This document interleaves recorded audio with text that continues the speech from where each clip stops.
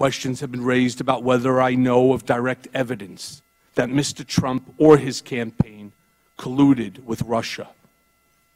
I do not.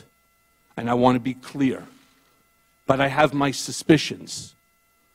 Sometime in the summer of 2017, I read all over the media that there had been a meeting in Trump Tower in June of 2016 involving Don Jr.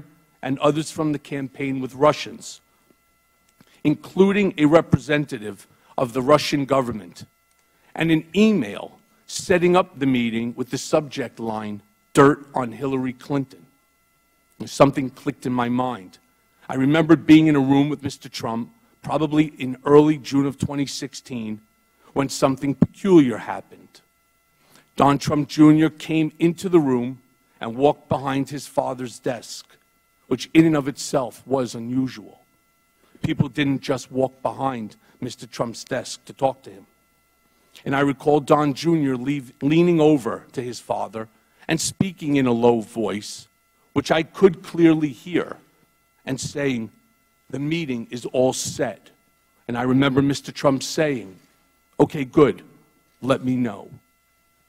What struck me as I looked back and thought about the exchange between Don Jr. and his father was, first, that Mr. Trump had frequently told me and others that his son Don Jr. had the worst judgment of anyone in the world, and also that Don Jr. would never set up any meeting of significance alone, and certainly not without checking with his father.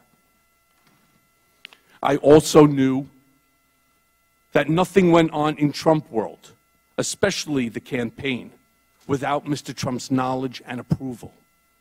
So I concluded that Don Jr. was referring to that June 2016 Trump Tower meeting about dirt on Hillary with the Russian representatives when he walked behind his dad's desk that day, and that Mr. Trump knew that was the meeting Don Jr. was talking about when he said, "That's good, let me know."